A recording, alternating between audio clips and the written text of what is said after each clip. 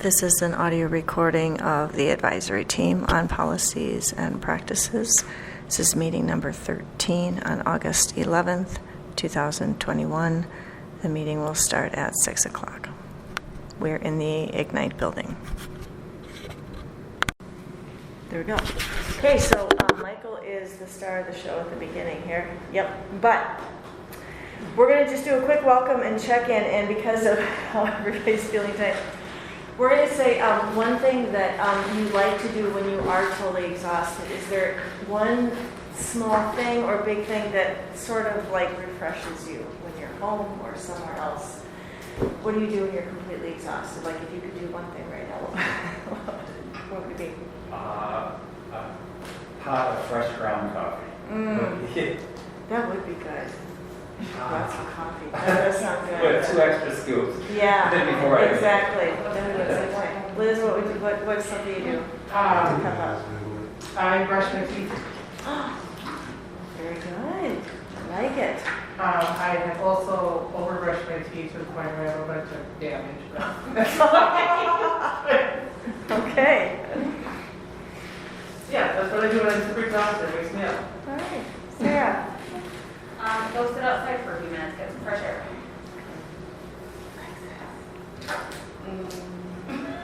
I don't know. Take a nap. That sounds good to me. That's my go-to. Everybody knows what I'm going to say. Make some barbecue. Straight up. I'm the same, cooking and grilling. Okay. Wow. We got Give two. me a red stripe on the Two grillers grill and leave me alone. I don't get concerned it's getting warm in here. Everybody's just going to kind of melt. So. Probably writing, playing music. Okay. Well, we're going to play the, so Cholaway was here and actually Thomas both attended the council meeting on Monday night with Michael, and you can see everybody's in masks, and we had to space out, so not space out, but you know. Not space out, and Michael did a fabulous job. He did great. So we're going to watch that and then just see how the council reacted, and then we'll try to put a few more pieces around this, because then they are taking, the council did accept the recommendations. So they didn't take any off the table, but they had some questions, so you can kind of see what those are. And then they would like, we would put this in the next council meeting on August 23rd, just in their status report. Their status report is a report at the end of the council. Nobody talks, but they at least have it for their budget. And then we'll get around to talk about some budget. So this is about 15 minutes, and here we go. And I've tried to get this thing connected to the sound, and no luck. So I'm hoping what we might be able to do real quick before I press play, and I'll turn off. 7B is to consider a motion to accept recommendations from the advisory team on government policy and practices.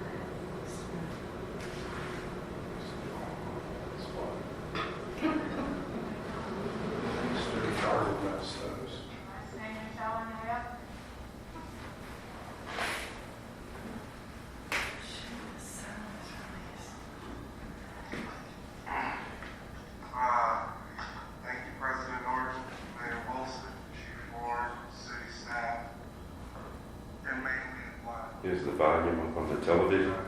It's not connecting. My name is Michael Wickness, but most people know me by Michael Holmes.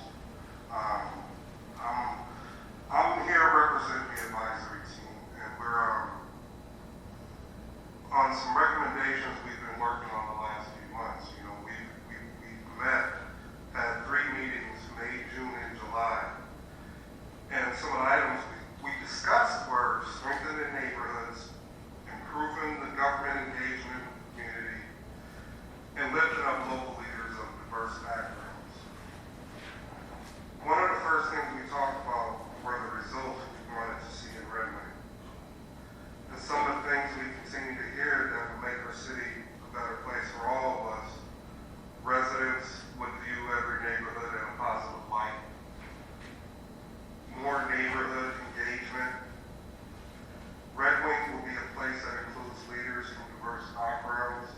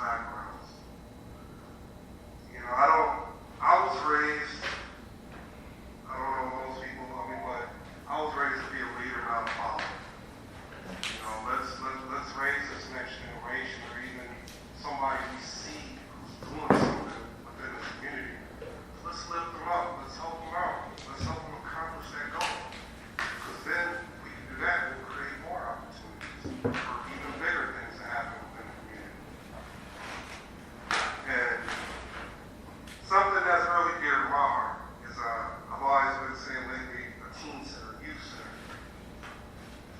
But I kind of switched it. I would like to see a community center because this is what it's about. You know, something for teens, young adults, the whole community can have a place where we can just, you know, work with community partners to implement public graffiti wall and potentially a digital mural, which from the presentation prior seems like that's kind of in the talks and in the works. And I just want to say I'm for that. I was just recently on a trip and we were walking through an alley and every alley in this city was done up in art. It was called Art in the Alley. Every single alley in here had different types of portraits set up, murals everywhere. And I think that's something maybe we could look into as this project with Prairie Island progresses. I like to see us build a system of neighborhood mentors for newcomers. You know, some people when they move here, they just kind of maybe find have somebody in the neighborhood or know of somebody who's very who's willing to touch base with that person. Be like, hey, here's some resources for you. I know you just moved here. And a big thing, a recommendation for the city that has a different focus than what's just being discussed here is something I think is in dire need. We need to provide better education, outreach, and resources in order to decrease drug overdoses. We really have to stand up and do something. You know, incorporate more STEAM programs, not just within the schools, but within the community. You know, build a better system for residents to get back into society after incarceration. Being somebody who was once incarcerated, I know how hard it is to get back into society. It's hard. You know, increase our mentorships with not just our kids, but with adults. You know, I just want to thank you guys. I know that these recommendations are quite a bit, and I understand there's going to be a lot of discussion. And as a part of the advisory team, whatever we can do to help with the planning, you know, we would like to be a part of that if council would like us to be a part of that. You know, today I'm here presenting these recommendations to you to see where our priorities align with you as a council. So we can go back, I can go back to my team and bring more details as needed, as you guys want. I just want to say thank you to the council, you know, chief, city workers, and thank you to the community members for, you know, sitting through me talking through this. I really appreciate it. Thank you, Michael. You want to stay for just a second, just to see if anyone has any questions?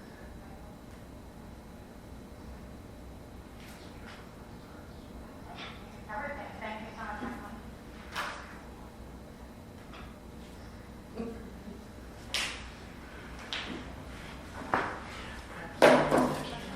It was like a moment I said, can you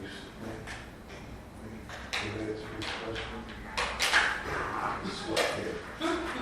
I really like all of these, right? And I can see there's some of them I believe probably need a little bit more detail to know what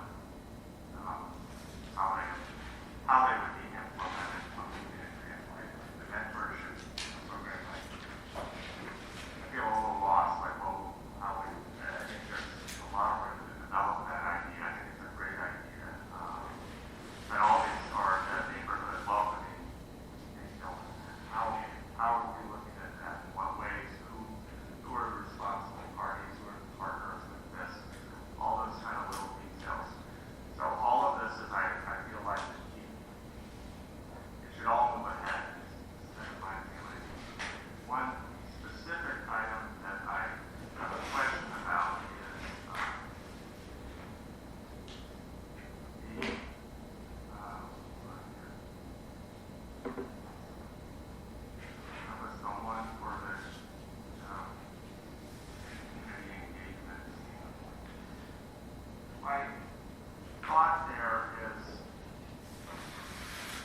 one way, I think, I would ask the advisory team if that group is not now or led by them.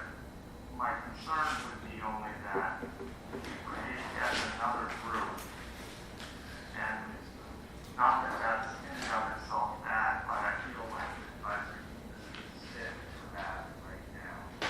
And it doesn't mean other community members can't come in as part of that in some way, but I think somehow creating another community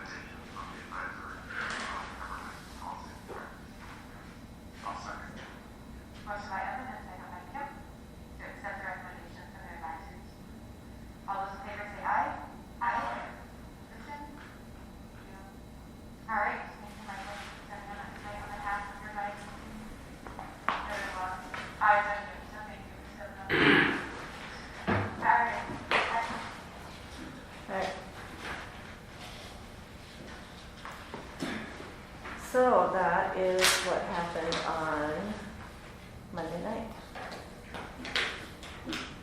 Yep, okay, I'll turn it right on.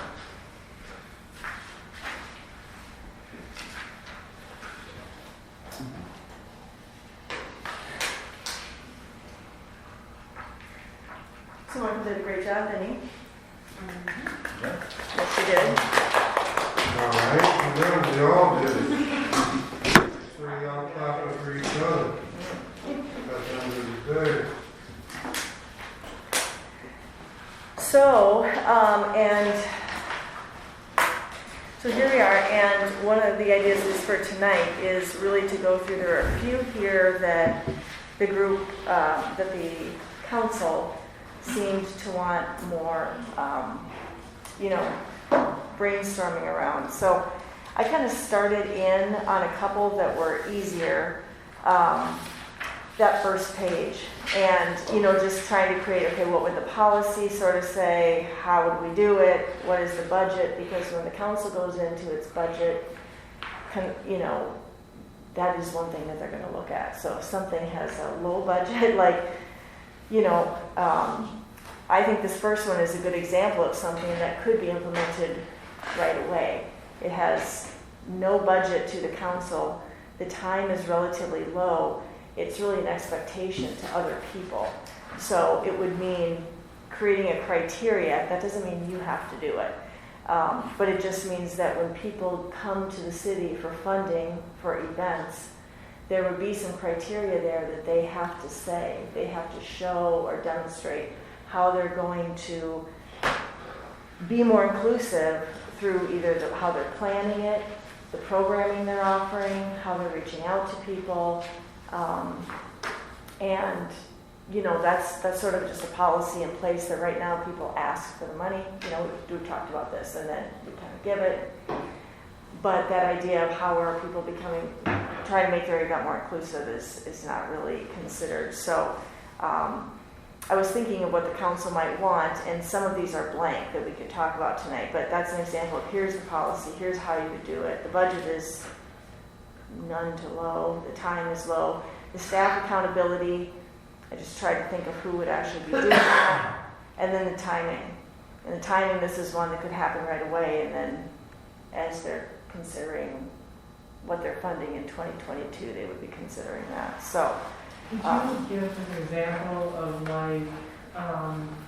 let's say the Hispanic Heritage Festival is coming up, and if, I don't know if they receive funds from the city or not, or in kind, that's a very specific festival.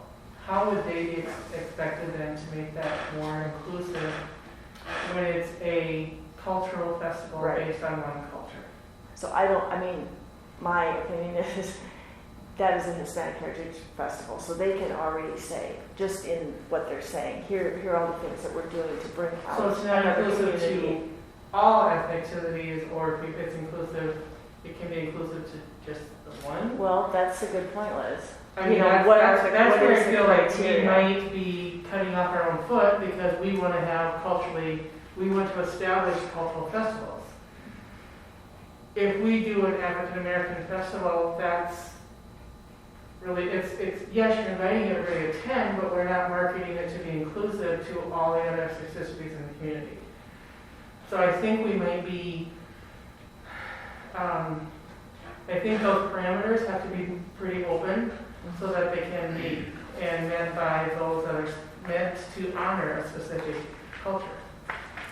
I was thinking First one, he just had his hand up a little bit. And then we'll say. I get what you're saying, but I think the whole point of creating a more inclusive environment is to have people who are not African American and whatnot. That's the whole point of creating these festivals, is to include everybody and help teach them about, African American heritage. I understand Hispanic that. heritage. How are you going to make me feel included in your festival? For you and me, we're talking African American and white.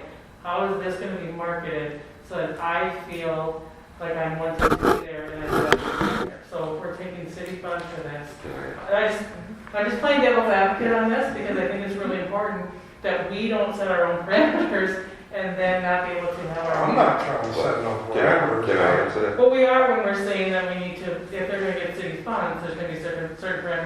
to me, that in itself is parameters. What were you gonna say? Well, I'll just make it like this. So we have a River City Days and just say the Hispanic Festival or Heritage Festival.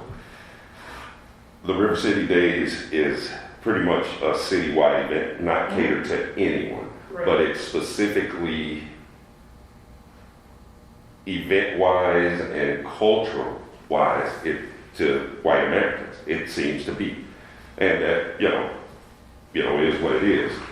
So I may not want to come to River City Days, which I did not attend, but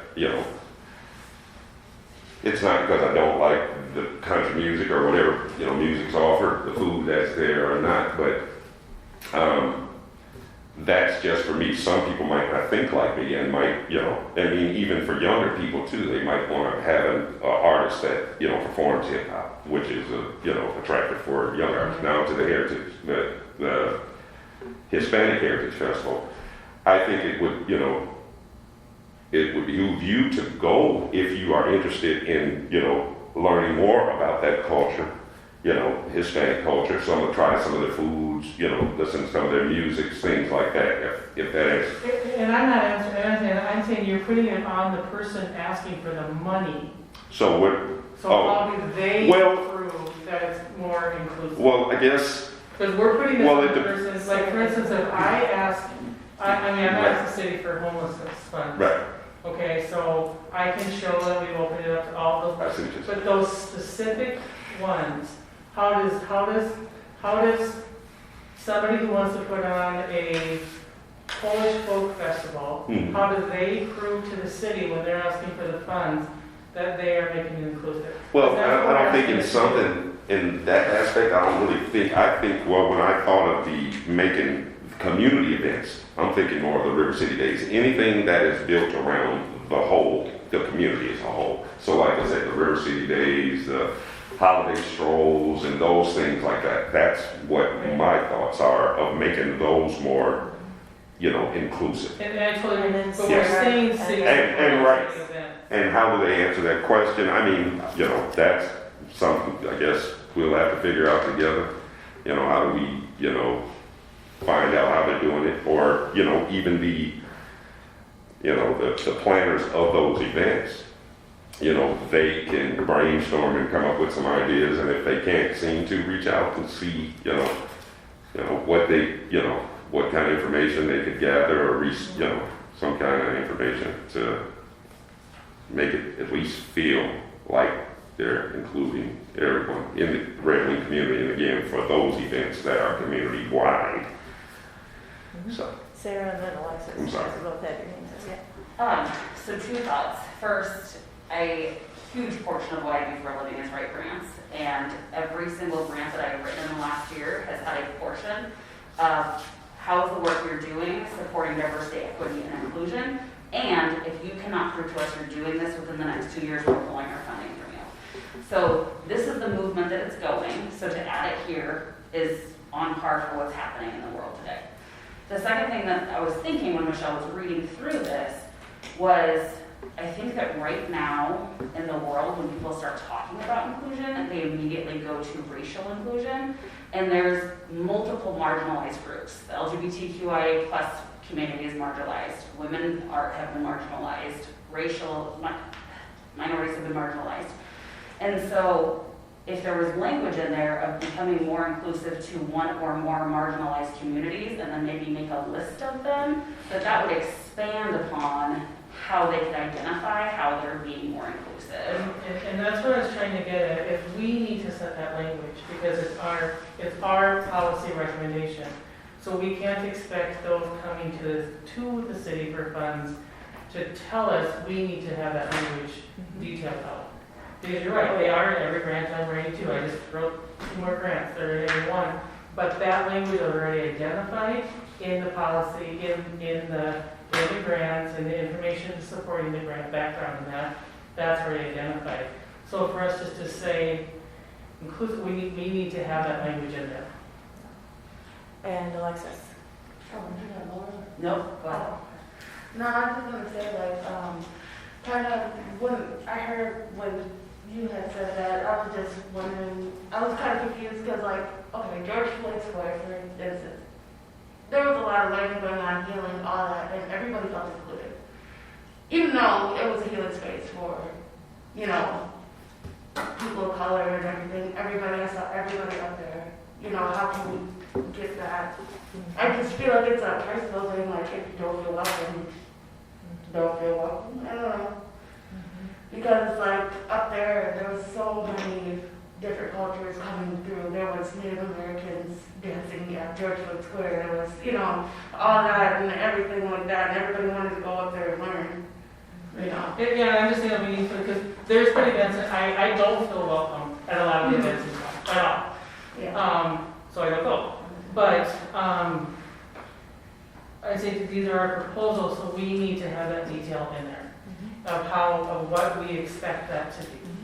Are there, and what I can do, either after this meeting or we can do it now, is some of that could happen with just a couple people or a few people who want to meet separately, then we email it out to the group, you know, so that, I don't know, we can at least get a start on it, so that, because there's physical disabilities too, to your point, you know, it could be inclusive in all different ways, so, Do you have other examples like the ones you mentioned? I mean, are there like the, like the Red Wing Area Fund or St. Paul Foundation or there's a lot the of Jones? yeah. The I mean, Joan, I just. like if they have that kind of language in too, then it's a lot easier to get it. This is just, and if they don't, it might be an easy way for us to say, hey, we're doing this.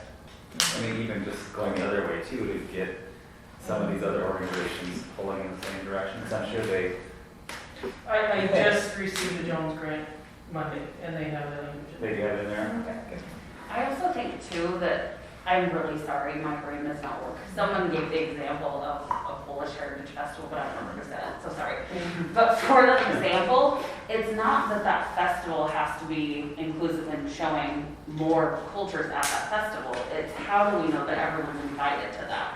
So how does the Hispanic community feel like they can show up? So where are the invitations going? What language are the invitations in? Is there a blurb on there of everyone is invited? Are we doing it on only social media or is it going in the mail as well? So it doesn't have to be like who's being honored, but who's being invited.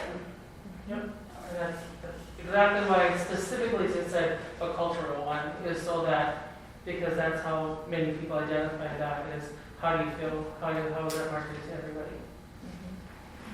Good. Okay.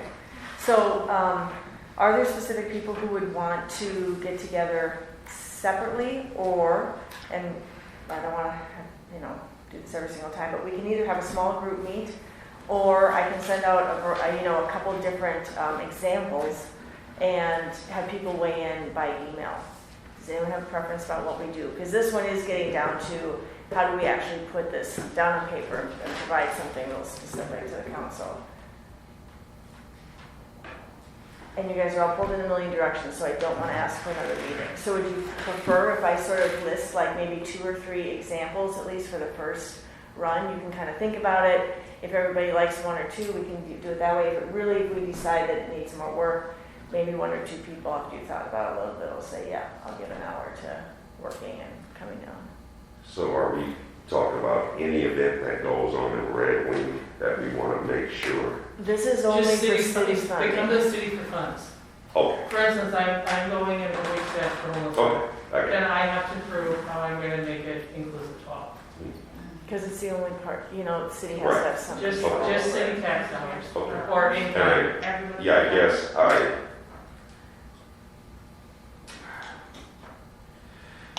I mean, if we get together and we talk about it in small groups, and, I mean, do we use specific events that are going on in town, so we can get the ideas, you know, as far as like people come to the city for money for whatever. I think what I can do is just send out some things, because this would be something, the language would be on every form. So, you know, if there's a neighborhood that wants to reach out, or if there's someone who's looking for $25,000 to do a big event, you know, there is a process. If anybody has filled out like a private use of, we have all these forms that you have to fill out sometimes for events. We're trying to get down some of those barriers, but you still do have to fill out some things if you're gonna get money from the city or Yeah, these but acts. I mean, I'm thinking that, I mean, how specific do we want to be as far as, like you were saying, if there was a Polish American Festival,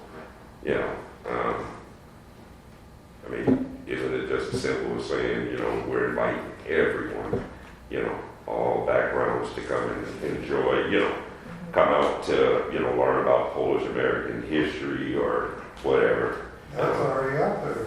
Most of these little small towns and communities. Well, no, what I'm saying, Sip de Mai, there's a Polish American Heritage Festival. There's a ton no, of I guess what I'm saying, heritage festivals, and they're welcome. right, but I'm not saying that, so if somebody came for some money, they can put something just as simple, as that, we're gonna try to, have a mass mailing that includes, everybody that this is what we're offering, you're encouraged to come, not just, Polish Americans or whatever else, different backgrounds, ethnicities or whatever it is, everybody come, so something as simple as that could be, included in language.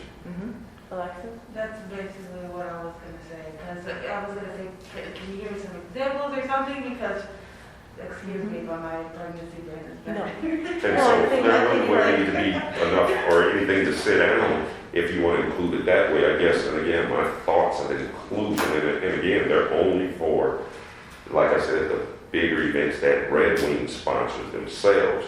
Not who's ever trying to get money for Red Wing, but the basic, again, the River City Days, for instance. It caters to the country music, truck driver, this, that, the other. And like I said, there's teenagers, white, black, red, green, brown, whatever, they like hip hop music. Include them that way. People might like popsicles instead of, ice cream. Have some popsicles, somebody that sells, or have the food included as popsicles instead of all ice cream, you know what I mean? And just something like that. Yeah, That's where I'm thinking, more inclusion. We don't have, but that's a chamber event, right? Right, So that's really not a city event either, it's, but Oh, the city yeah, yeah. does but provide, they spend a lot of money. yeah, it's, like $25,000 in kind. And so I would say you might want to think about, do you want to have different parameters for large city events Well, I mean, versus even, small, but we don't want to. even if they're hosting that, the chamber, whoever else in town, there's more people in town. I mean, even youth, again, different, ethnicities, everybody, they might want to try, something different. Well, I think in the way this is written, this is asking for funds, not in kind. Right, So it's just I understand how it's tax written. dollars. Well, I would say So- that it should probably And say in say kind also, city resources, city resources. okay? Requesting city resources. And then we just have a very concise, we have to do it, to me, we have to do it for the person asking for $500 as much as we have to do it for the person asking $500,000, or we're going to get in this huge debate of why did you make me and you don't make that? I mean, we're talking inclusiveness, then we need to have a policy that's inclusive, and that means everybody does the same. Yep.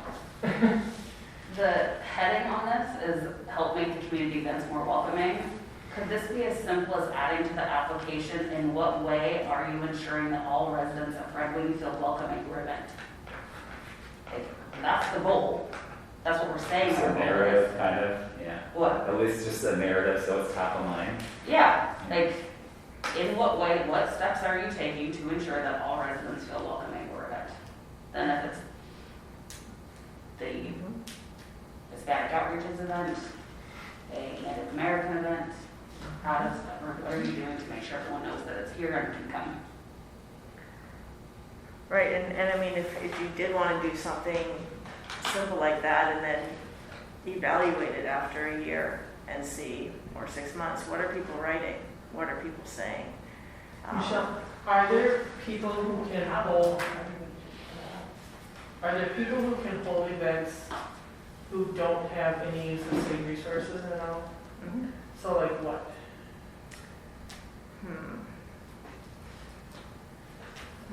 So like you could rent a park shelter for an event and not have any use of city resources. Right, So we're not saying that they have to have this, right. it's just any city resources, in kind or financial support. Because each of those things come to the city council, and the city council actually has to vote on whether they are going to provide funding or not. Sometimes you don't see it on a city council meeting because it's in the consent agenda, and so it's like, oh, this group asked for 500, here's their application. The council's supposed to read that in advance, and then, you know, they would vote, and they would vote as a consent. Sometimes they'll pull it and say, you know what, I saw this application, I'd like to pull this item, let's have a discussion about this. I haven't really seen how this group is doing that. I'd like to maybe go back to them. Do you know what I mean? So it really is on the council to, like, the policy is there, and then it's up to the council to really be eyes on it to look. And it can be on staff too, so as staff is going through it, there's someone checking, so that they could go back and say, oops, you know, you missed this, or it looks like this was kind of skipped over. You might, before you put it into council, you might want to add something here. And then, I guess, looking at that a step further, are we wanting only events, or are we wanting city-sponsored activities? City-sponsored, for instance, the homeless shelter. Would I need to fill one out, or, I mean, is that, because, you know what I mean? Yeah. So like, but are then, who? I don't think so. Like every Not time, being inclusive and welcoming, that's still using city dollars or resources. right? I don't And know is that a that. concern? Like, are you saying like every time the library or the Sheldon does something?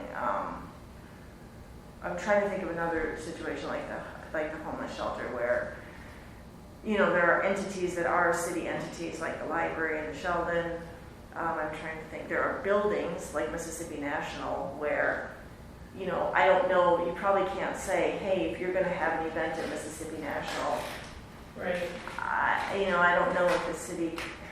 So far, they have not mandated that Okay. everything that goes through at a city building has to be, do you know what I mean? If you want to have a Kiwanis meeting, or I don't know, some other meeting, you technically You're don't paying have to for make it. it open to everybody. But if they were asking to use it for free, then, True, I mean, because That's it's, hey, if you're it. renting something, it's different than Right. if you are exactly. being given use of it without Yes, charge, and that is a good point.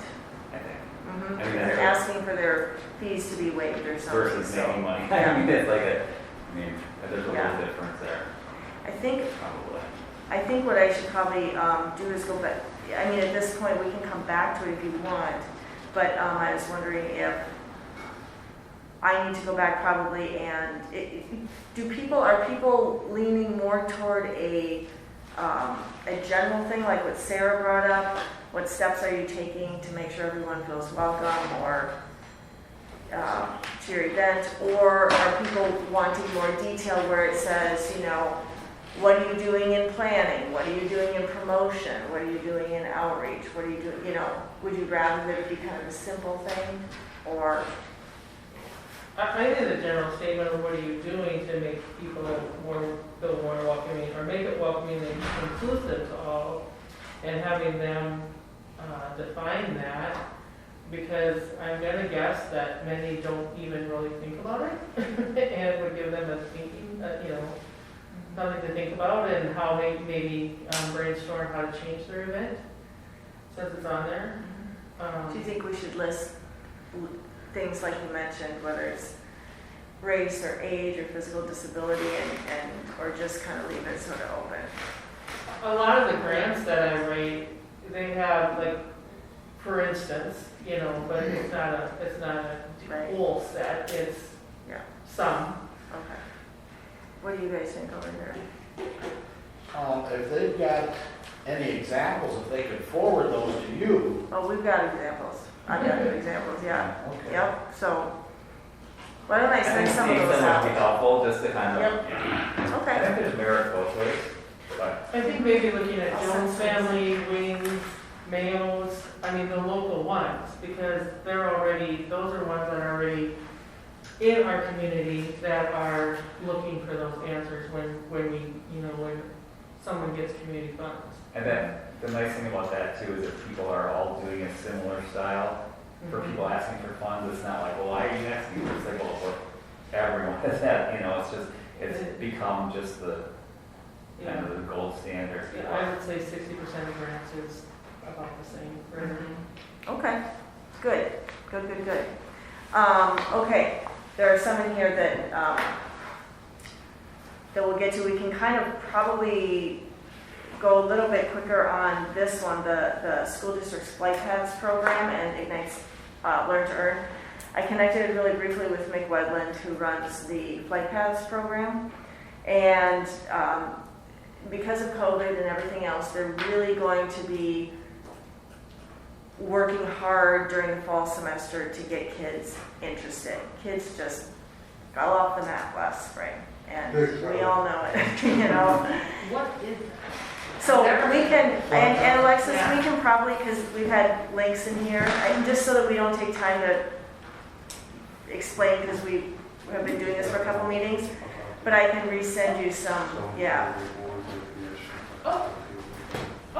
The short answer is, you got kids in high school who have an interest in like being an electrician or being a writer or being an engineer, or, you know, and then you match them with people around the city, community, Red Wing Shoe Company, City of Red Wings, you know, and they kind of, it's like you sort of shadow people and kind of mentor and that kind of thing.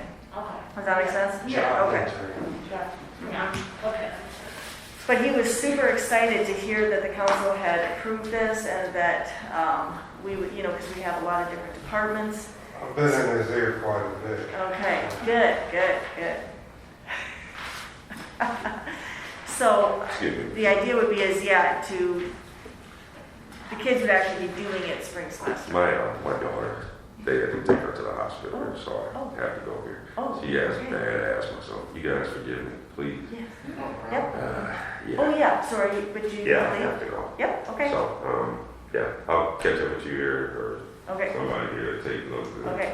Will you Let's call, Take notes. Thomas, will you call Melissa Hill? Because she didn't, yeah, just connect with her tomorrow. Because I checked with her today. Oh, it's not there. No.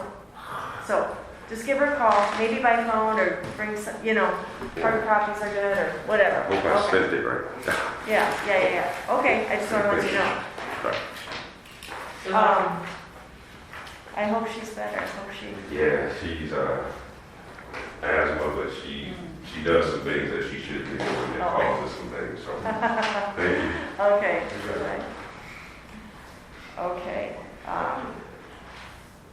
Does anyone have any questions kind of on this one? I do think the city and others are going to have to try to work with school to really get kids interested in this, but there are some other ones that I think are going to take some more time. So unless someone has big questions on this one, okay. And this next page is pretty, you know, fairly simple, I think, but bring up some things if you want. The budget is low for the purchasing of the play equipment. Michael, I did email today so they can get like a slow hinge on that. I was just about to mention that. Yeah, I can see people's hands getting smashed, but is the play equipment all over the place? It's been decent, man. I mean, like I said, they keep it in the park. Yeah, It ain't out in the streets, it ain't none of that. They keep it in the park. I drove by the other day and because I live in that neighborhood too, and kids were playing all kinds of balls and Oh, stuff. yeah. So what we will do then is have Public Works, as they're going around, they'll kind of monitor the boxes too, and they'll monitor the toys and kind of let us know. And No, they've been doing a lot of work over there recently because of a tree in the back corner fell over into the neighbors, so our city's been over there quite a bit last.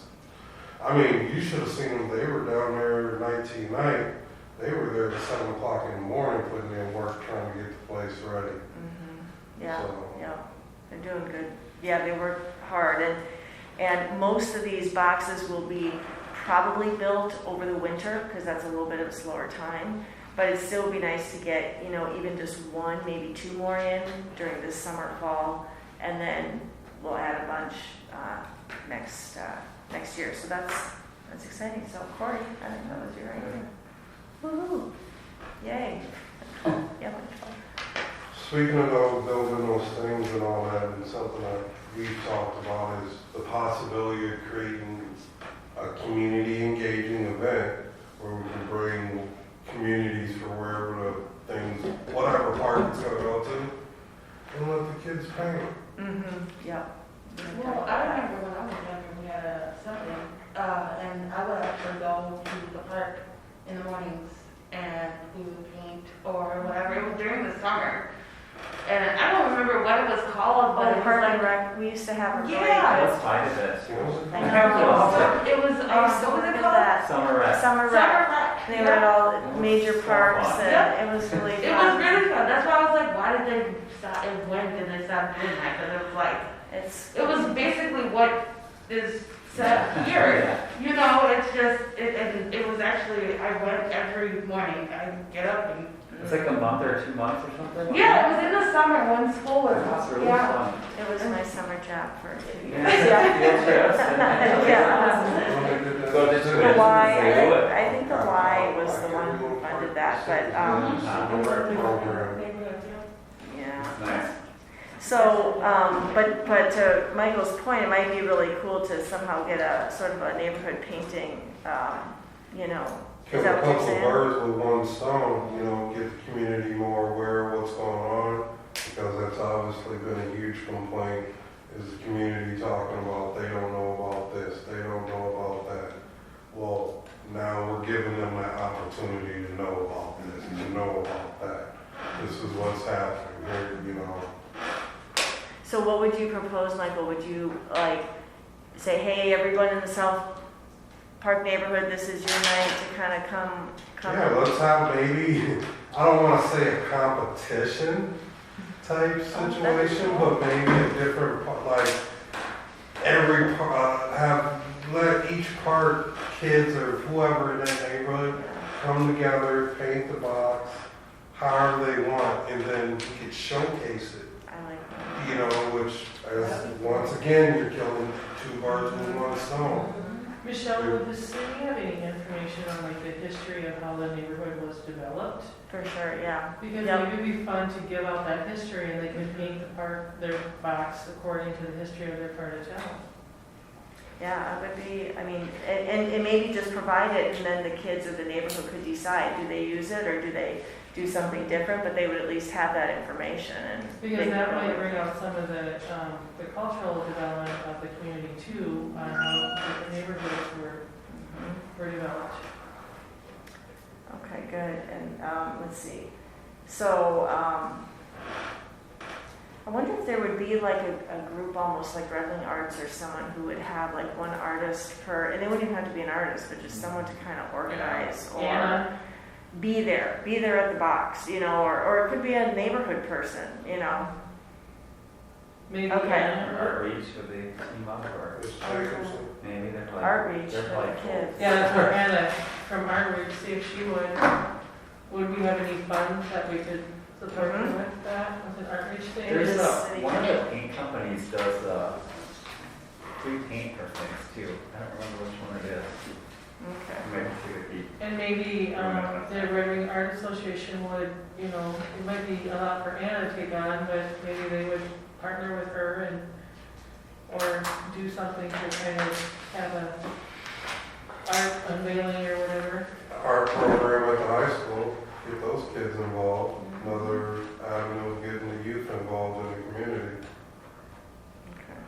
And if we could have a note somehow to get kids to pick up garbage.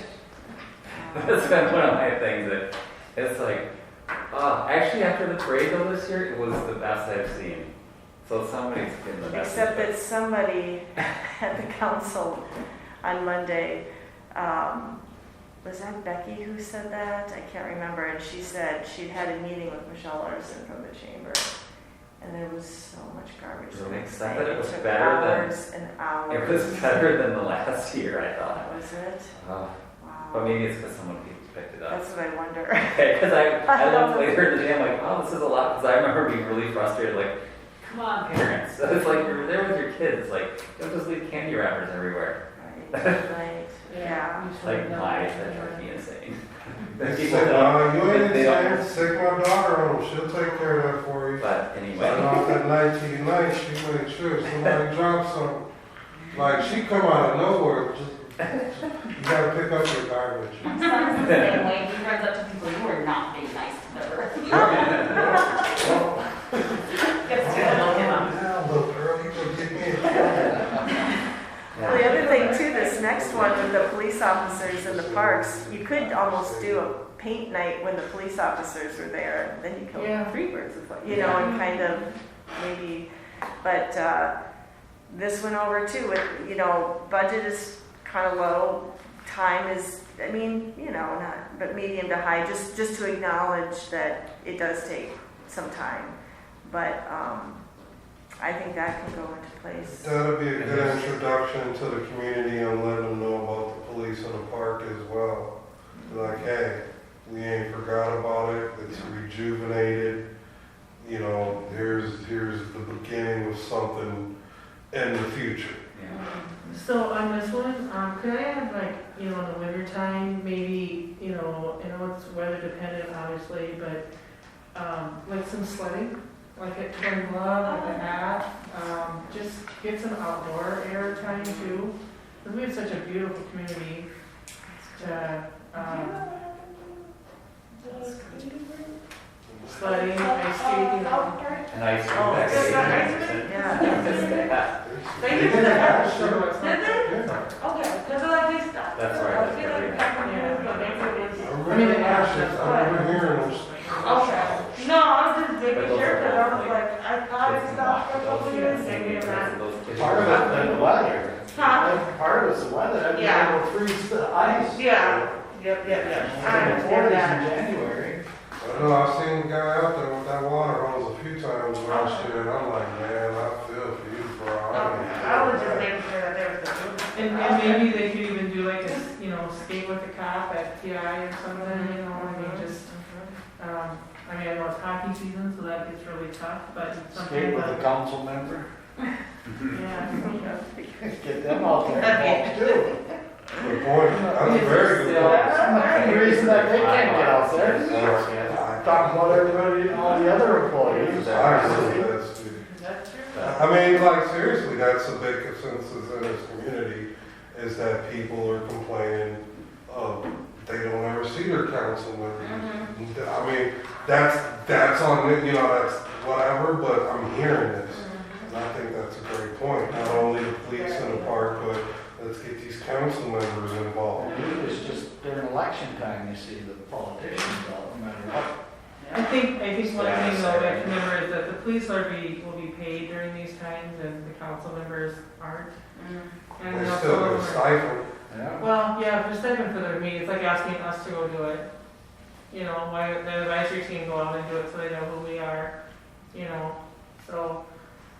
I go out and do it because I want to. No disrespect to how you feel, but I go out and do it because I want to. I go out and do it because when I look at my little girl and my wife and how, you know, and hearing them say, you know, we proud of you. We know where you come from, you know, that's what gets me out there to do it. And I understand that, I mean, you know, other people have a lot of different commitments and stuff, and so it's harder. I mean, this part of it, what I like is, I mean, the police they're clocked in at that time, and, It would be nice if more of them would donate some Yeah. time and not have everything as work. Michelle, do you know how? That's just a cultural thing. How People can be cheap- encouraged to show up even when you're not paid, but. How Chief Rourke feels about, is he? Yeah, he's doing very that? positive about it. yeah. Okay. I've talked to him a couple of times about it as well. Great. I mentioned it to, who did I talk to in night two, and they were, you know, excited about it. Madeline was a big advocate of it too. Good. And actually, I want to say it was, I think Garrison was the one who was a part of it last year because it was him and Adelman. Obviously, Mr. Adelman ain't here anymore. last year. So, Good. So the two things on the next one, the next page, the council had questions about.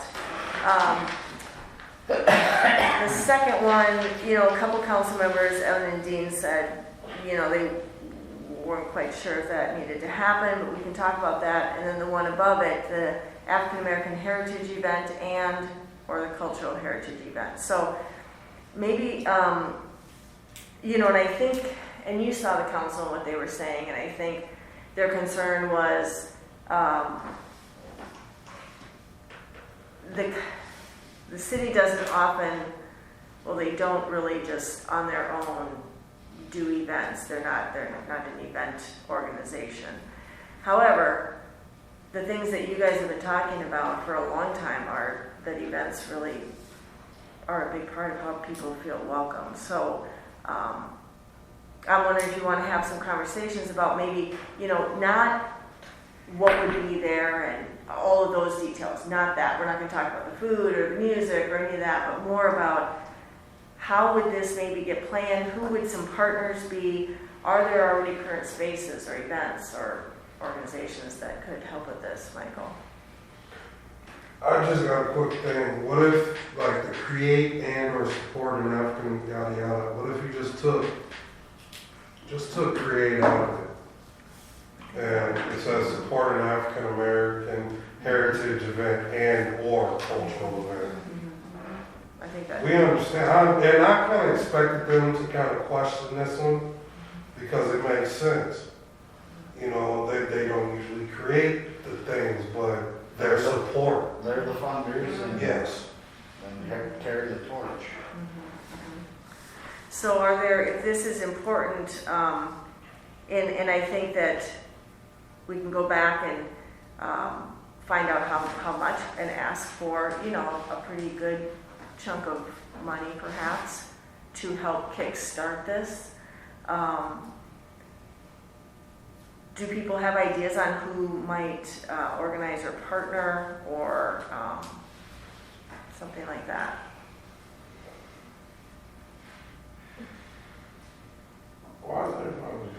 Yeah, I do. I think my uncle with his foundation, Black Lion Inc., and their foundation and what they do up in the cities, would be able to help. And also, just knowing some of the people here in this town, like an artist, his name's Abraham Quaid. He's had daughters that went to school here. And this dude's artwork, I want to say they're from Namibia. The most beautifulest artwork, I want to let people see that. Because this guy's been here since the 50s, 60s.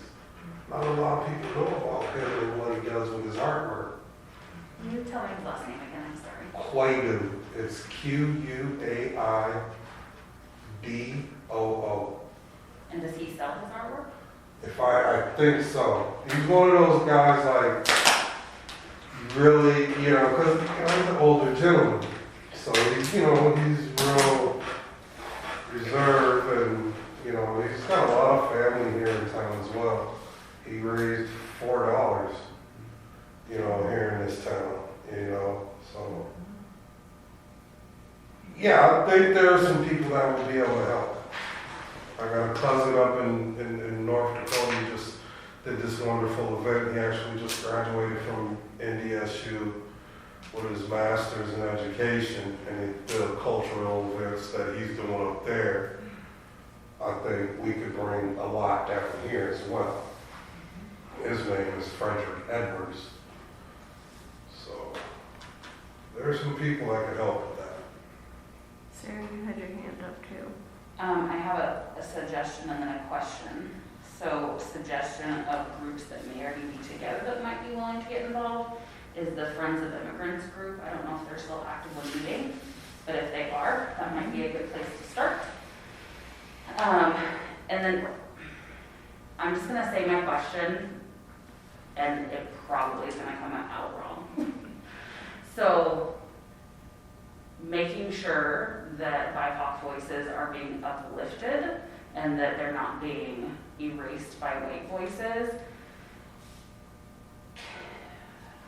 Knowing that a lot of groups in town that are already created are mostly white people, what does that look like? Like if there was an agency or a business or a group that was 95% Caucasian, wanted to step up and say, this is really important to us and our mission, we want to go forward with that, would that be frowned upon? Would they say, well, where are the voices of the people who you're honoring? And like, what does that look like and how do you change that? I can point the same thing for myself. Because we with the group, sorry, I'm so like,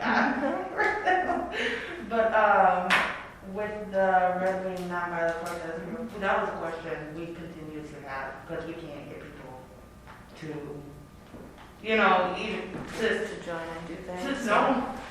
And it's so hard, and everybody's like, well, most of you guys are white, and it's like, well, how do you get people?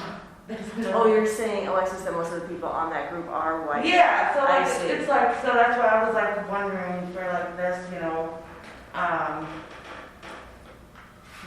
yeah, how do we get people to, Involved. yeah, It's kind of like how we're gonna get kids involved with like the flight pass program. yeah, You know, it's the same situation. yeah, that's where I'm drawing the line. Because I've got a lot of people that reach out to me all the time. It's like, you know, Mike, what's going on with this, that, and the other? And I'm like, well, why don't you come, you know, come find out. He's like, man, I ain't, you know, Right.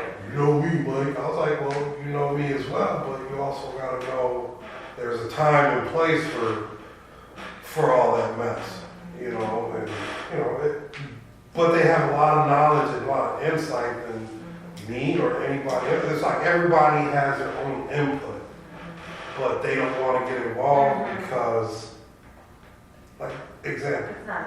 Sam's husband. Wonderful voice in this community, like young, strong, independent, and what he's doing, like he's breaking every stereotype. But he's still reserved with trying to let it be known, this is who I am, you know.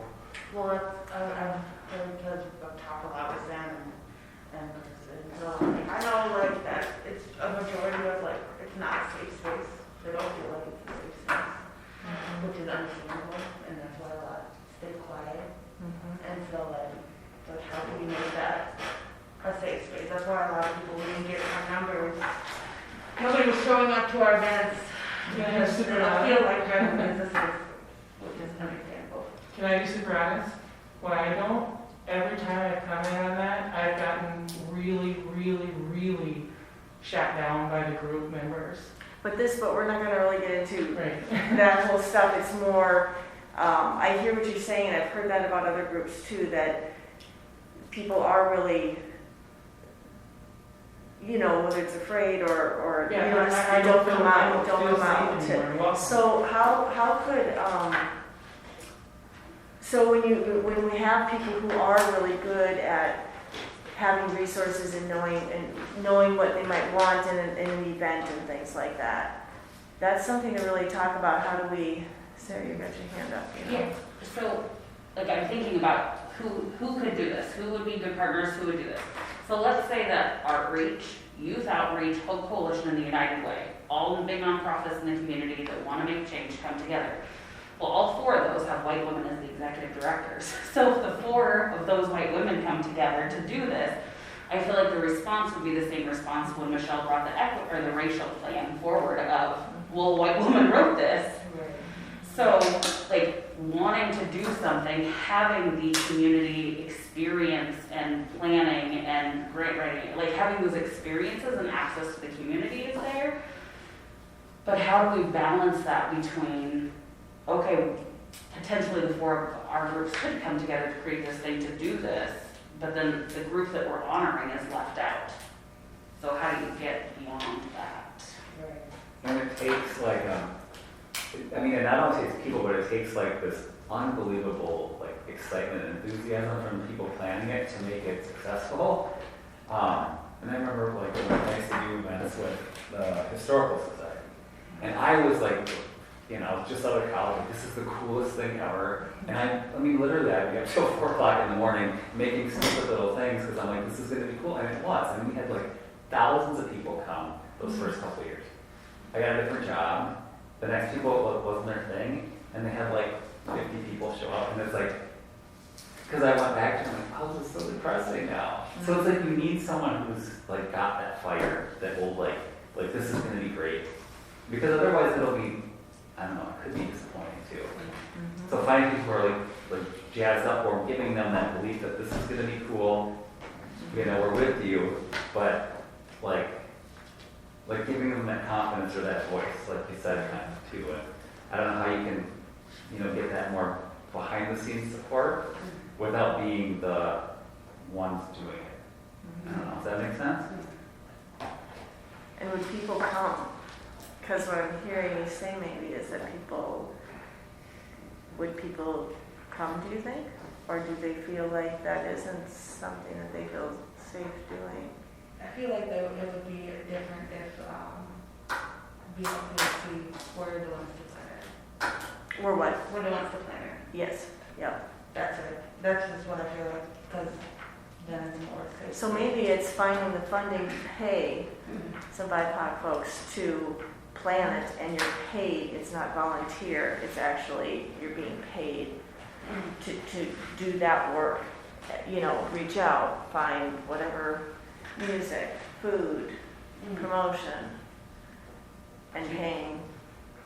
Do you think that do you think that is something the city would support of hiring a part-time person? I think they would or put city some staff? money in. I don't know if, you know, I think we would also need some other grant money, so we would get more money to pay equitably and fairly. So that might be something that, I mean, Liz just had a list of places, Jones, Wings, Mayo, the United Way, that there are these local places that might support that when it meets the mission of uplifting voices in our community.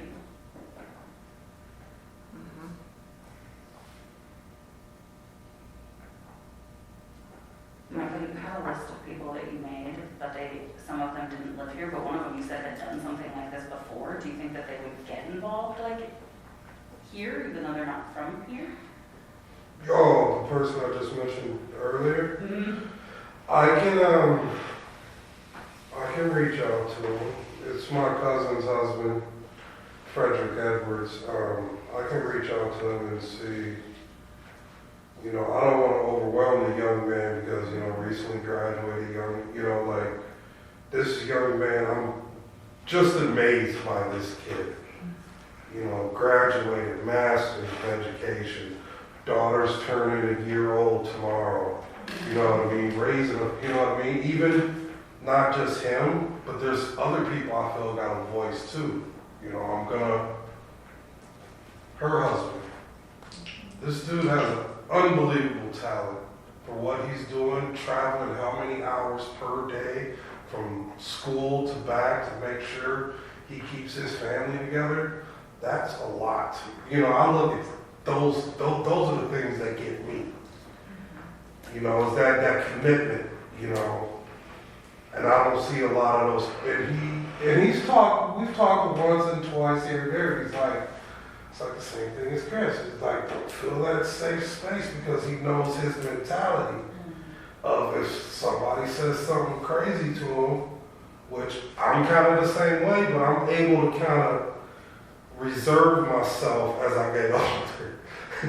As I get older, I'm able to not react as quickly compared to the younger generation, if that makes any sense. So, yeah, I can reach out to my cousin Fred and see if we can, like, what would you want to know? Like, the process of, like, he created the Juneteenth Festival up in North Dakota. You know what I mean? Like, he is doing a lot of stuff up there.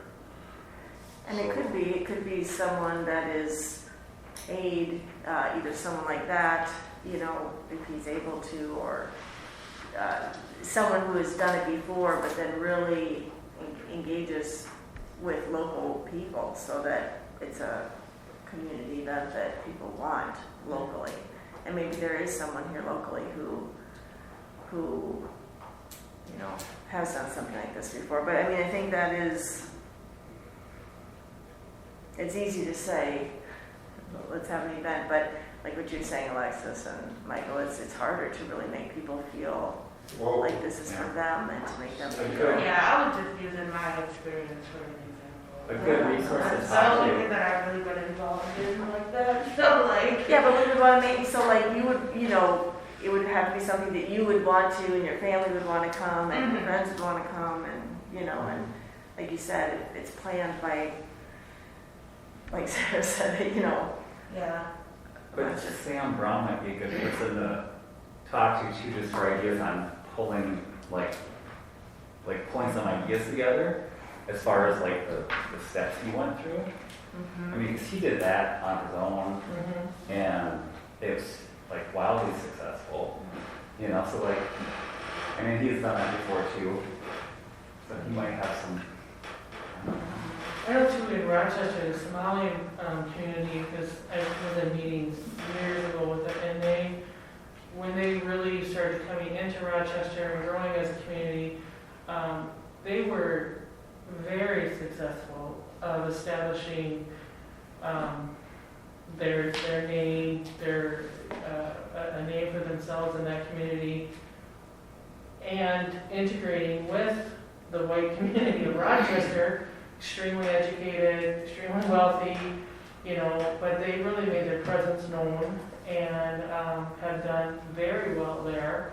Now, of course, they partnered with the Caucasian community down there because of the language barriers and all that kind of stuff, but gosh, that was 18, 19 years ago when I was meeting with them. And, you know, they came in and they were really good about being able to partner, but knowing where their strengths were and where their weaknesses were, and finding people that would work together with them and not take over, but you know, be supportive, but also knew that they needed help writing, you know, the grants, and that they didn't have experience in that, you know, so they needed that help, but the people who helped them with that were willing to take the back seat and let it be driven by the Somali community. And they were doing incredible things for being first generation Somali down there. Yeah, I think that might be something where it would need to have a paid someone. I just, you know, it seems like from listening to this and maybe that is something, I don't know if the city can start it, they could definitely support it. Okay. I think if the city would probably do some research on some other communities and what has worked for them in organizing it, especially if they have used a paid person and how they did that. Yeah. Okay, so that would, okay, so there definitely needs to be some work around that. every hand join. Huh? You say every hand join? I just asked if an individual still would, because she'd be very good. I would, you talking about Tamika? Yeah. Okay, I would, because it was about to be what's the word, a merger. Yeah, I know, I was just wondering, because just brainstorming people in the community, she's a trained facilitator, she's very She is educated. a great, that's actually a great idea. Tamika Workella. No, I don't think, yeah, we're friends, yeah. Just if she can, because she does a lot. Right, she's very busy and she does a lot, She's she wears a lot of awesome. hats, but I mean, it would be a starting point to somebody who's already trained in the procedures that you're looking for. And respected in the community for what she She does. does a lot of work. Actually, yes, here. With Ignite. Yeah. With her- So, okay, so the next one, we will do some, we've got to do some research around that and figure out a funding ask for that. This next one, I don't know how you all feel about it, and, you know, Can I ask a really quick funding question? mhm. Funds like that are going to Dominique, I can't remember what we paid her and what she was supposed to get and all that. Does that just go back in the general fund, or where does that, like, Yep, just okay. back to the general fund, yep. So she did 6 months of 18, so a third, and we divided the contract into a third, a third, a third. That's how it was. So She did the first third, and we paid her for that first third Okay, job. and the first third was how much of a, what was that? Oh, Was she I 30? didn't find that. What's a third of 40? I can't remember what the amount was. You know, I mean, I just remember she got Okay. like 40. We can, after this meeting, I will look on my phone and I will find that out. Because I'm just wondering, if we're looking for a person, that went back into the general fund, and that would really support our initiatives. Maybe that's a funding source to start with for this part-time person. There's like 27 left. Instead of it going back to the general fund, you know, could we use that as a, you know, it was supposed to come to us anyway. So could that be somebody that's, I know 27 doesn't go very far, but as an employee. Well, I think, yeah, she only used a third, so there's actually 2/3, or, yeah. The it was 27 over- It was was a 2/3. third Right. each year, yes, okay, yep. Okay, we'll check on that. So utilizing this community group to help inform city engagement practices.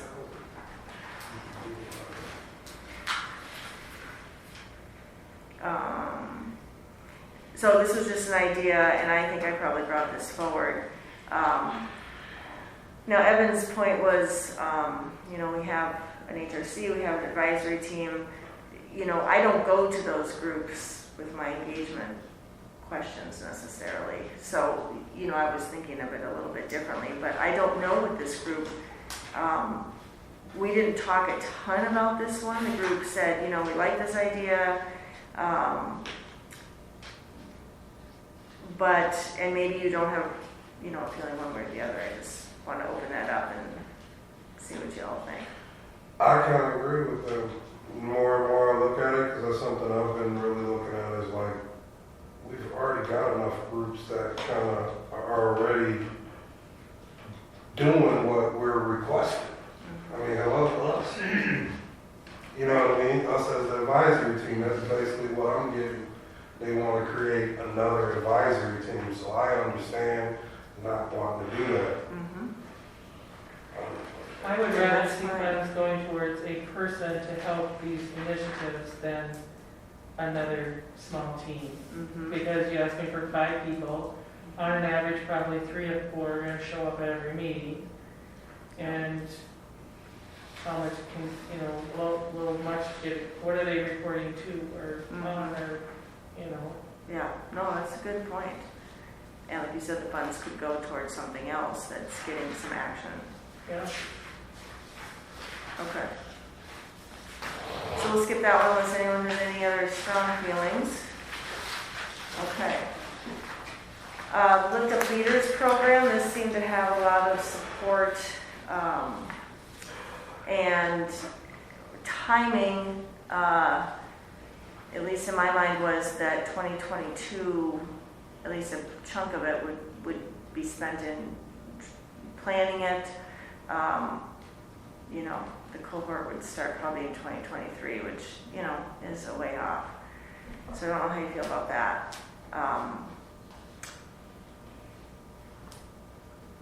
And if you feel like this should be done locally, strictly with local folks, you know, we've heard things about people, you know, don't like hiring consultants. That has been said for probably 50 years, so it's always a thing. But I'll just leave that out to the group to see if you have ideas, thoughts. I will take them down. We probably won't plan the whole the program out tonight, but In another group that I'm in, and I think Julie Martin's going to talk to Becky on this, so the Growing Urban Voices, In that group as well. we are also doing this same thing. yeah, So she yep. was going to talk to Becky about, one of the things we've gotten some grants for is to train facilitators to do this. So if we could partner with them on this, I think it would save the financial piece, and then those facilitators from Growing Early Voices could work with to find the leaders. And so we could do it as a no-cost thing or a very low-cost thing, because it's already being done by another group. Okay. Fantastic.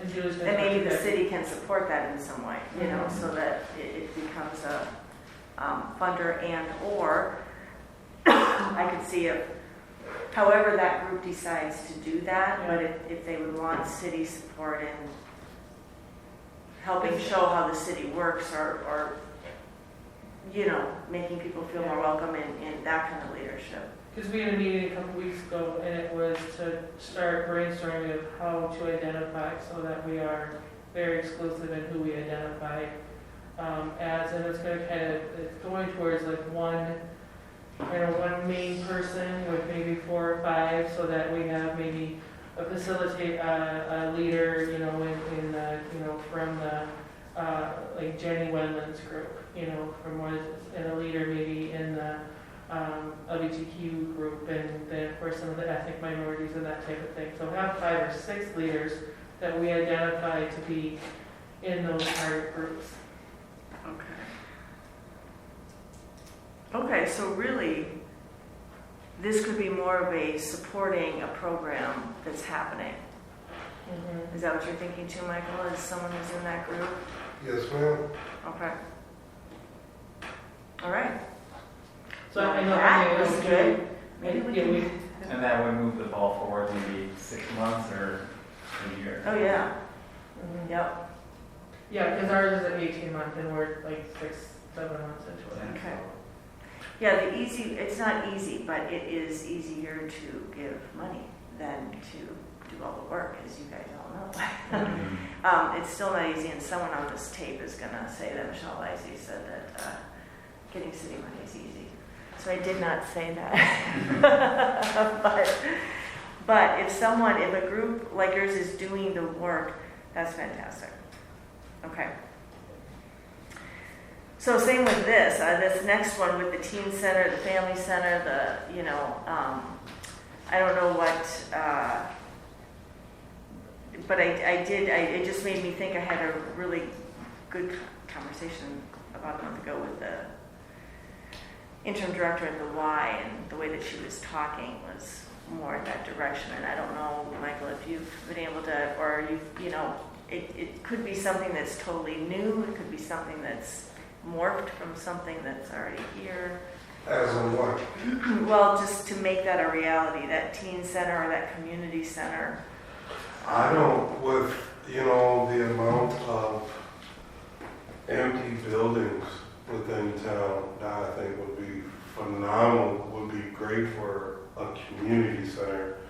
I mean, just 3 off the top of my head. The old Chief Theater, I think that would, you could utilize a lot with that place, especially like arts and music, and possibly even, some type of cooking situation with the community, or right up the street, right across from Staghead by the alleyway.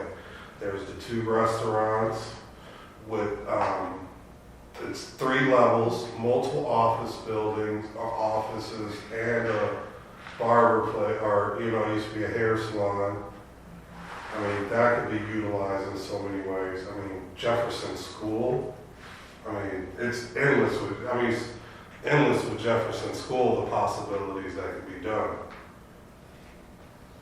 I would say one of the biggest barriers for businesses getting into those places is the lack of elevators, and that it is a stopping point for many places. So maybe going to the city of making an investment to bringing them up to code. That I know that the place across the street from like Staghead and Josephson's Clothing, that has an elevator. is that the Froggy? Yeah, that place. Okay. Like you got one restaurant here, you got one restaurant here, you got the hallway with the elevators, and it's where the old Planned Parenthood building used to be. That whole, even the bank right next door. I think another barrier is the parking down there. Like a community center, when, you want a lot of people there, It's very hard to park downtown. I take clients on there a lot. It's very hard to park. I don't think no matter anywhere in this town, parking is gonna be weird, no matter where you go. So what would, how would a community center differ than, what could be offered there besides cooking that the Sheldon and the Y? Because I know the Y you have to pay for, but the funding of a community center will be extremely high, funding of a teen center will be extremely high. So what kind of things could we have here in a community center that we can't already do through the Y or the Sheldon? Create resources for people so they can afford it. Like you said, going to the Y, some people can't even, they have issues paying that money every single day. It Right, adds up. I understand, so that's, I mean, because I know I have a lot of times to get scholarships to go there and it becomes very affordable. But, on that, because the Y is self-sustaining that way, that's why they charge the fees. For the community center, that's a lot of revenue coming from somewhere.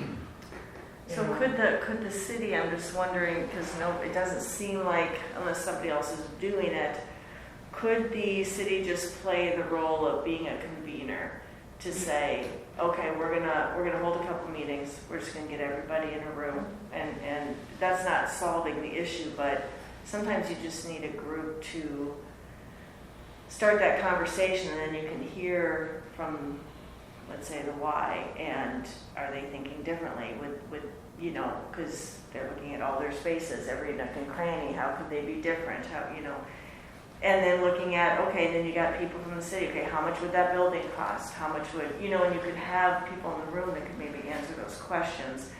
I'm just wondering, someone at some point is going to have to step up and take the lead on it, but Michael, from what I hear you saying, maybe, is we've been talking about it a lot, you know, different groups have been talking about it a lot, and it doesn't seem to be. Well, it's, I think we've So- been talking about it enough to where we can take that next step, and those people who are interested or possibly interested in creating something like that, now it's time to come to the table.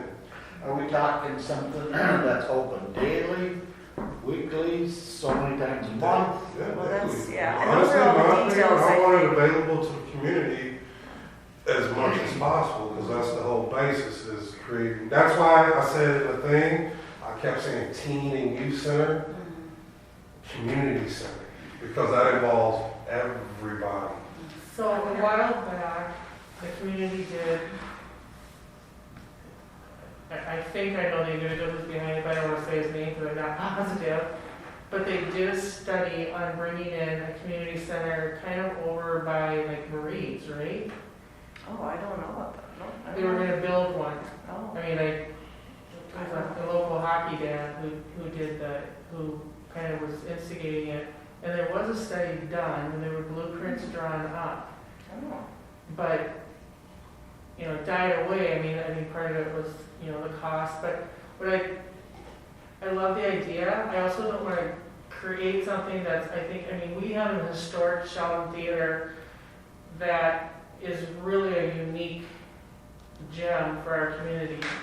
We have a great Y who supports this community in a gazillion ways. And so I don't want to create something that's going to compete with them and possibly risk them closing or. It's not about competing with them, it's just about creating a place where people feel safe and comfortable.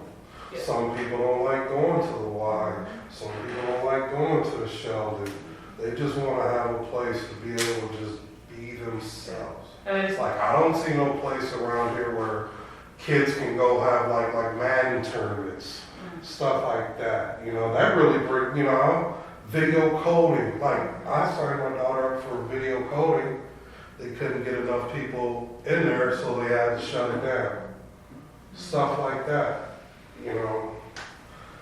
And plus, I don't see what the Sheldon has to do with, as a community center. When The you're- why, I can see that and understand that, but Sheldon is more like arts and entertainment, which is super Because cool. you mentioned bringing in like arts and that type of thing into Yeah. there. That's, you know, so then it's just another venue that's competing for. Creating a space for kids to be able to be, or people to be themselves. Sometimes I know a lot of different genres of music and arts and entertainment, and I don't see them being expressed. Like, I don't see nothing really a lot with hip hop at the Sheldon or reggae. Or, I mean, I think a few years ago you guys had Aaron Neville here. You know, just different little genres. I like what they're doing. I'm not taking away from that at all, but if that's the case, then expand it. You know, well, the key word from earlier was inclusivity. Let's be more inclusive. Well, maybe with the city, because it feels kind of like a big thing, you know, and I don't think it has to be. But maybe just if the city could use its resources sometimes when people convene, they're like, oh, the city, you know, I'm not saying that people will necessarily, but I think it's possible if the city would convene it, people would come. You know, and it doesn't mean that the city is leading it or anything like that. It's just literally getting people in a room to see what people want, how many resources people are willing to put in, maybe, you know, that kind of stuff. Even joint venture programs, you know, create something with the Sheldon with an arts and entertainment type of situation. The YMCA, maybe we could do, you know, create, you know, little tournaments, different little sports tournaments, basketball, soccer, indoor soccer, that type of thing, you know, create a STEM program that's not just in the school and that you can barely find or even barely hear about. Do you think the school would possibly get kids in a room? Because it seems like it always is better when we're asking the people who are going to be using the thing, whatever it is. So in this case, and Michael, you said community center, so it'd also be families, but we could, you know, if the school is willing to ask, or maybe some of the tutoring groups or whoever, you know, asking some of the preteens and teens and older high school kids what they want. That would just be one piece of it, you know. Where, kind of off of this, but where are the high school dances located at? Are they at the high school? Oh my, they're in the cafeteria. Wow, Yeah. that's fancy. I was gonna say, there's a What? cafeteria, and then the middle school ones, aren't they at the library or something? No, the middle school ones, they used to, now they've been at the middle school. Because that theater that Michael was talking about, we toured that. That is the coolest place. And there's so many amazing things that could happen there. Friday night dances after the games, karaoke night for kids, cooking classes. Drink mixology Movie classes. nights, game Yes, nights. it is such a cool space. And as you all were talking, my gears were turning of, is it possible that the city could acquire it, get it up to code, and then maybe the, the community ed could run it? They already have in place the ability to run and functions, and so getting these ideas together of different classes that would meet everyone's needs. Is that building current on their taxes and everything? I mean, it's been vacant for so long, it was like over $500,000, wasn't it? Yeah, I don't know who owns It's that really right expensive. now. I mean, it's worth like $100, it's over half. I think what it is, we toured it, and they were really trying, that was very pushy, but, you erase that. But it was so beautiful. It's Yeah. so beautiful. I think those things like the property taxes though, because I know with the homeless shelter we're working, there are workarounds like that. I mean, like that could be maybe like an in-kind donation, like to the city or the county to say, you know what, it's not a cash outflow to the city, they're not collecting that money anyway. So maybe they would just say, you know what, we can make this go away because, and that's our in-kind, because I know in a lot of the infrastructure grants, they do ask for in-kind donations. Like what in-kind match are you gonna have on this? And so if you wrote an infrastructure grant for that one, and then you have like, I'm just throwing out a number, $200,000 in kind from the city by raising the property taxes that are overdue on it. You know, those are ways that you can work around those things too. I know when I looked at some of the places in town for the homeless shelter, that's what we have been talking about. And I don't know if they're probably current, I don't know. I have no I idea. mean, I have no idea, but it's been vacant for a long time, so, Well, I it's mean, a lot of just- I know. times it gets Mhm. hard to hold the property for that long. Yeah, Mhm. yeah. I could do some research into, like, with our planning department and just kind of what you brought up with some of those ideas and who owns it and how much are they asking and, okay. Jefferson School too, although. And then there's still Well, is it- the old I mean- hospital too. They- mhm. I mean, that before, Which one? well, the old St. John, Yeah. I mean, before they weren't willing to sell that to the county for $1, I think. Which one? The old St. St. John's John's Hospital. Hospital. Oh, gosh, The yes. Mayo, I think, before was had offered it to Big County for $1 for health and human services. Yeah, that building is, A monster. mhm. But whether a portion, yeah, I mean, it's Right, kind right. of, it would need to be part of a huge project. Anybody know what that Jefferson School is? I'm gonna get in trouble from people who would listen to this. They'll be like, you had too many people talking. We're At the excited. same time, that's very exciting. And maybe that is a way that, because I know, Evan mentioned that, the sort of like, how do we make that happen? But maybe this could be, the city could play a role in starting and real estate is an option. Okay. And then we just have, 15 minutes left, so we could probably end with this next one.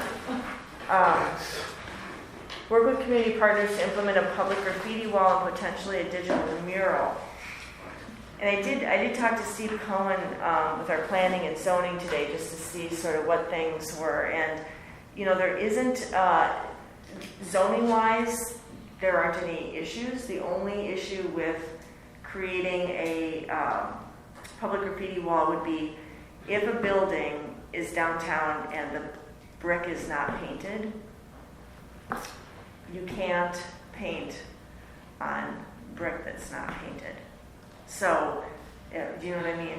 But if it's painted or if it's stucco, that's fine. And there may be, like Michael mentioned, maybe some alleyways. They really don't dictate because murals are art. And so because of First Amendment things, Steve said they can't really, they can't tell you what you can put on and not put on. So that's good. Basically getting permission from the owners of that building or whatever, pretty much, ain't it? Say that again? Basically getting permission from the owners of the building Mm-hmm. is pretty much, okay. Right, and if it's a city-owned building, I suppose then, like the one coming off the bridge, so the presentation on the Prairie Island mural that the city, the county, and Prairie Island are working on, it'll be a big mural honoring the Dakota people, and it's when you come over the Eisenhower Bridge and you kind of circle into town, there's a big, kind of boring, it's just a gray building, looks like nothing, but the city owns it. So at that meeting, we're going to set aside that building for that mural purpose. So, and it's huge, but if it's a city-owned building, it's easier sometimes. I guess sometimes, yeah. But I just wondered, I know the Arts and Culture Commission is doing an Arts and Culture plan, and I don't know if this fits into there at all to say that, something like a public graffiti wall or a public art wall I would wonder if the levy warehouse, the Russian shoe warehouse, that could be kind of an interesting spot. Is this where, where? Next to the Marine Museum. Oh, yeah, that little orange building? Yeah. Is that what you mean? I think that's the shoe company's. It I is, think, yeah. That's kind of. I think it's in Mankato where they painted their grain elevators in a big mural. That's super cool, and that would be so cool on the river there, and that has so much traffic down there. So now, do I understand that this graffiti wall is something where it would change all the time? Like Alexis could come, and then Steve could come, and it's just like anyone does anything that they want. Is that what you mean? That was one thought. Okay. I mean, where people could A designated space like more of these an active are- participation where it was just evolving and There is Yeah. one. Kind of it. Alm has one. It's by a soccer field, so you have to kind of walk down. And they just ask that that it's no political, no, nothing derogatory. And every time we're there for Zion, there's families out there paying. I was just something we were thinking about, changing every 6 months, somebody else wants to come and paint something, or is this gonna be one and done kind of deal? So the one in New Prague is they call it a living graffiti wall. It's constantly being painted on by individuals and families, constantly. There's no one thing. It's just whatever you and your family want to go out, or you want to go out as an individual. They do have a few rules, and they just say, please keep it clean, please keep it not political, please, that kind of stuff. And it's just ever changing. Yeah, I kind of like the idea of a revolving thing. Kind of like the bluff used to be. I mean, that was like. Otherwise, one and you're done, and then, I have no artistic ounce in my body, but there's people in the city that do. And it would be great to see them come out and do something and leave it up there for however long and let somebody else have their chance, or another group, 3 or 4 kids or adults or whatever it is, or ideally it'd be both together, and put something up and everybody can see it for a while, and somebody else comes up with an idea, and hey, yeah, let's do this. What do you think, Alexis? Do you like that idea? Kind of a sustaining thing. I guess So otherwise it's one and done, and then this is all done, that's. Well, because we put down the idea, so the idea is out there. It's more, how would the team Implement it. How could we help the city? I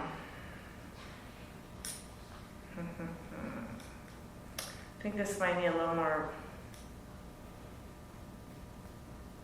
We need to study some other research. examples. Yeah. Might be harder where than the how part.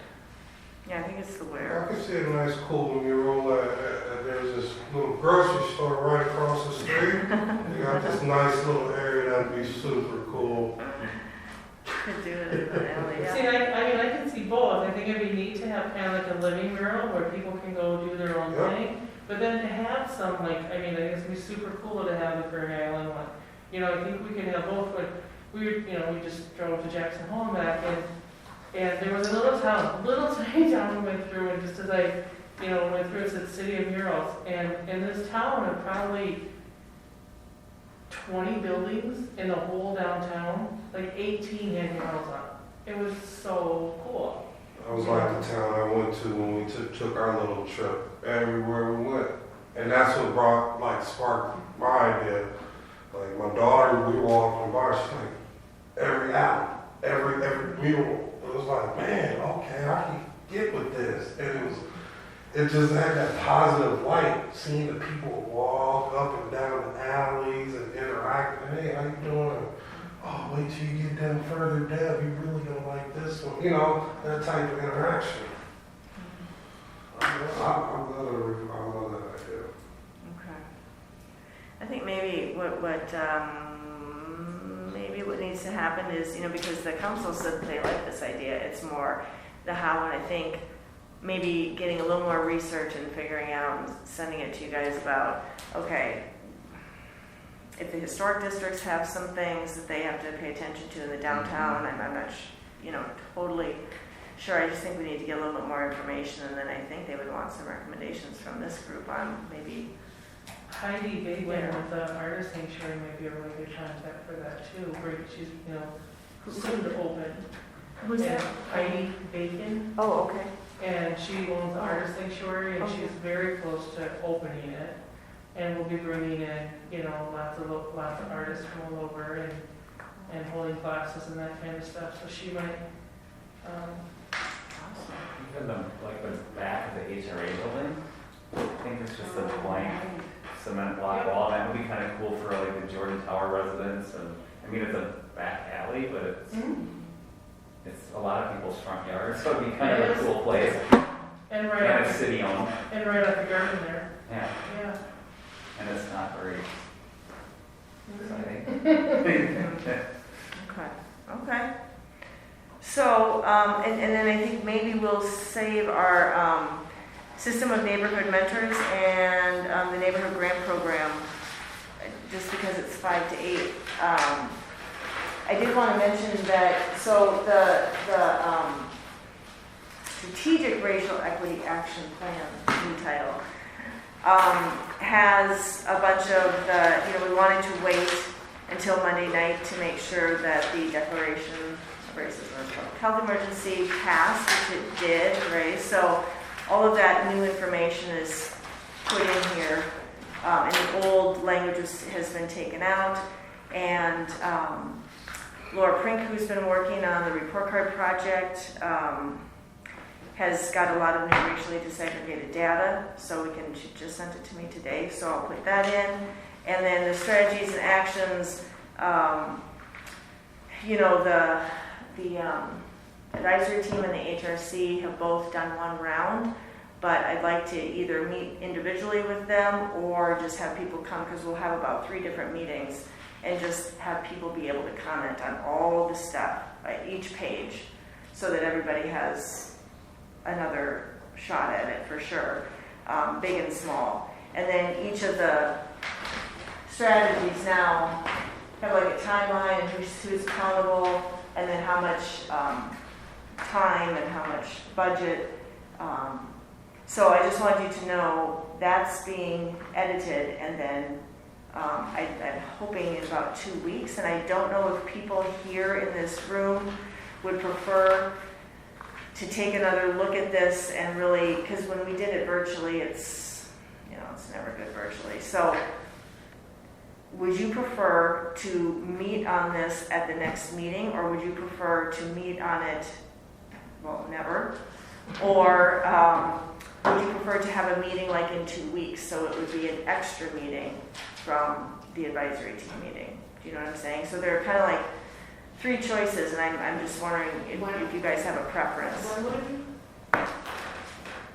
When would it be? Sorry. Well, one option is that nobody wants to see it and you just want to email it, and email me if you have comments. But since this team is all about policies and practices, and this is sort of all about policies and practices, I'd love to get the team's input again. And you would have like 2 weeks to look at it. That's the thing. I want you to have some time to like really get in it. So we can either meet 2 or 3 weeks from now, or we can meet 4 weeks from now, which is normally our advisory team time. And do you know what I mean? And go through this.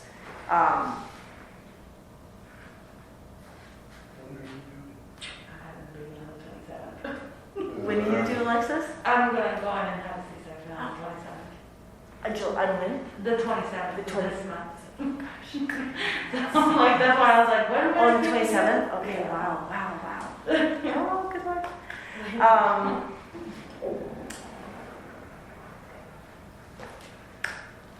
So I guess. I don't know. It doesn't matter to me. Well, and I still send this to you, so whether or not you could come to that, Alexis, I still would want your thoughts on it. My vote is the next meeting. Yeah, I would ask for the next meeting, just another meeting. Yep, Just- yep, That's good. okay, let's do that. Let's plan that for the next meeting, and, What happens to this group after December of 2021? well, that will be part of their budget discussions, in my mind, on August 30th. Okay. Because they have to decide if they're putting money in for the remaining of because this group technically goes through February of 2022. That was the initial 18-month setup. Now, what the racial equity, or what the resolution said, and so I've put in things that the resolution said in here too, is that it says continue to support a diverse community group or board or commission that focuses on equity to advise the council on policy and practice decisions. They'll have to decide if that group is this and continues to be this in addition to like the HRC. That was the initial thought, was that it was going to be ongoing. But then people would also have the option to step off and say, okay, you've done your 18 months. Do you want to step off? And then have other people, step on. would you like to go to another? Well, that was commission? discussed at the beginning, getting this group started, of the possibility of a continuation of this group. Say that again, Michael? I remember having discussions about this after the 18 months of the Yes. possibility of this group continuing or whatever. For sure. I mean, the idea was that the first 18 months were just on police policies and then getting to other ones. And it was going to be a multi-year. I mean, we've written that in reports that this was set up to be a multi-year project. So, yes, to your point. Is that what this group still would want? Whether it's you or not, but just does this group, anyway, it's late, you can think about that. But the council will be talking about that, and if you feel you have a preference one way or the other, maybe it'd be nice to email your council members and advocate one way or the other. Okay, wow, when we came in, I didn't know if we'd all stay awake, but we did. We did. Exactly 8 o'clock. Thank you, everybody. Michael, I don't know if you heard that, or were you in or out when we decided, the group thought that the next meeting would be specifically on this plan? I would like to finish the rest of the record, you know what I mean, like finish discussing that And then- yes, and then we get to can this. lead into that. I Sounds don't know good. what everybody else thinks. No, for sure. 'Cause we ain't got that much left in this, you know what I Right. mean? So, Sounds good. Thanks, everyone. Go home, be with your families. And it is exactly 8 o'clock, so we're stopping the meeting at 8 o'clock p.m.